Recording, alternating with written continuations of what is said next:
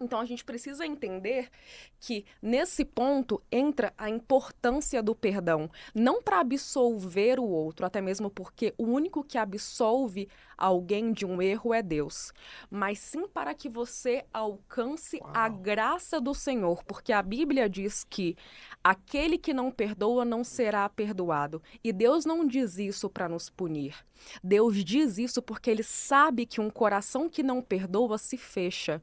E um coração Uhum. fechado é aquele que não consegue obedecer, não consegue receber os propósitos de Deus, não consegue viver, não consegue frutificar, receber os frutos do Espírito. Então é por isso que ele diz que aquele que não perdoa não vai ter parte com ele, porque o coração que não perdoa não consegue receber o direcionamento de Deus, não consegue obedecer, não consegue ouvir a voz dele.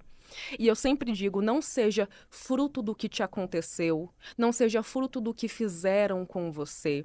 Ressignificar é justamente isso, é você se apossar daquilo que um dia te possuiu. É Exato. você pegar a dor que um dia te possuiu e dominar ela, Uau. dar um novo significado e usar ela não para ferir pessoas, mas para levantar aqueles que um dia caíram no mesmo lugar que você também caiu.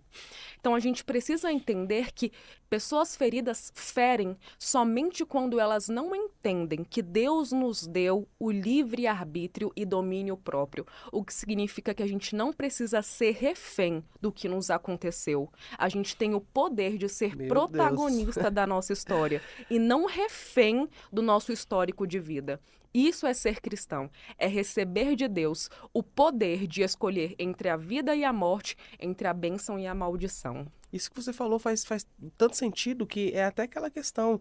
É em vão você, às vezes, se culpar pelos erros do passado, sendo que lá você não tinha a mente que você tem hoje. Exatamente. Né? Você não tinha a maturidade que você tem hoje. É porque tem pessoa que ela se automutila porque Sim. ela errou no passado, porque o passado assombra essa pessoa.